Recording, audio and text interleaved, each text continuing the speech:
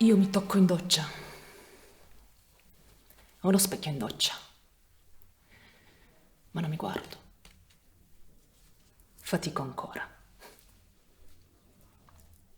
Mi concentro. Escludo pensieri. Mi inarco. Ottimizzo i tempi. E vengo. Poi l'acqua la va via tutto. Anche il pianto. Non piango da sempre quando mi tocco. Solo da poco. Da quando ho pietà per il mio corpo.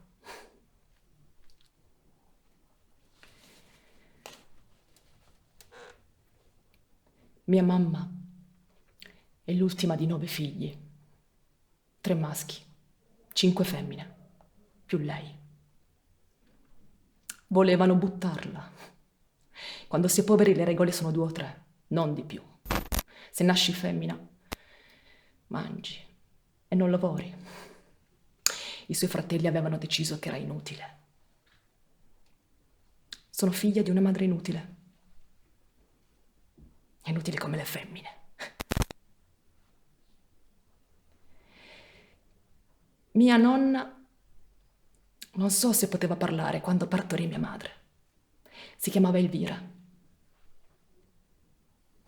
Da piccola mi mettevano in una stanza con lei, una stanza buia, odore di coperte. Mi mettevano su una seggiola, piccola, così piccola che per starci dovevo incassare le gambe e la schiena. La nonna non poteva parlare. Aveva una maschera dell'ossigeno. Le parole le diceva quel coso, quel macchinario. Come una preghiera. Come se un prete avesse deciso che era ora di andare. Quel che era fatto era fatto.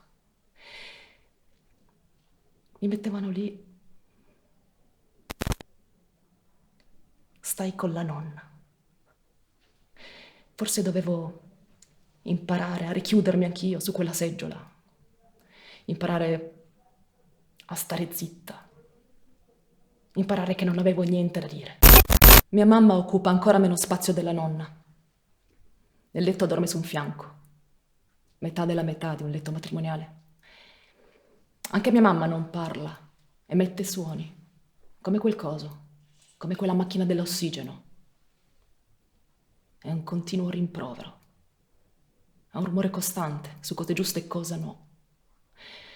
Non c'era spazio per lei da piccola, per la sua innocenza morbida e femmina. Ha imparato a parlare come un uomo, come i suoi fratelli. Pur di uscire da quella stanza buia, di silenzi e coperte umide, si è fatta giudice, come i suoi fratelli, di cosa è utile e cosa no. Ero la sua farfalla. Peccato che un giorno ho scoperto che mi piacciono le femmine. Di nuovo. Una figlia sbagliata, una figlia inutile, da buttare via. L'amore materno, quando viene a mancare, è una colpa, è una condanna. Non è soltanto un'arteria recisa, ma è un fiotto di vita che scorre per terra anziché in vena e si spreca. Che cosa ne potevo io, bambina? È un'amputazione fatta con un bisturi infetto. È un braccio fantasma, è una gamba in meno, e il braccio ti prude. Oh, ti dà fastidio. In automatico fai per grattarti, ma non lo trovi. Già, non c'è più. Solo che quel bisturi era infetto. E quella roba che manca s'allarga. È un continuo prudere di parti mancanti, di vuoti urticanti. Una vita di colpe da rimediare. Era giusto così. E poi è arrivato il giorno per dire tutte le cose. Per dire anche le parole che mia mamma e mia nonna non hanno mai detto. Mi sono sempre nascosta. Ho nascosto a me stessa la mia sessualità. Per quanto amassi una donna, mai nessuno ha potuto toccarmi, accarezzarmi. Niente tette, niente figa. Shh! Zitte voi! Femmine siete! Dovete stare zitte!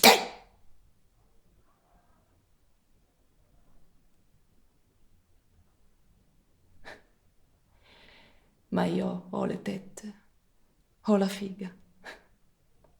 In doccia piango perché le ho sempre avute. Ma non le vedevo, mi giravo dall'altra. Amputate, censurate, mortificate, ignorate. L'amore è crudele. Se non fossi figlia sarei felice.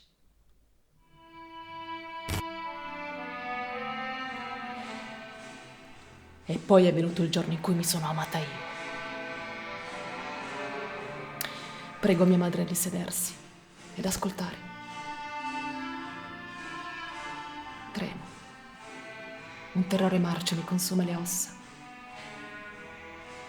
La spina dorsale deflagra, come quando dai fuoco a un nido di vespe. Respiro.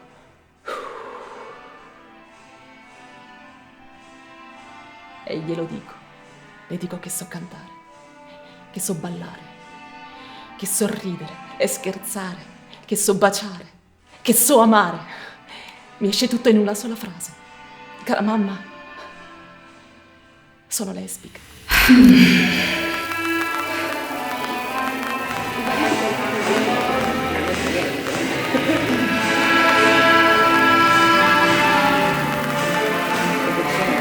Lei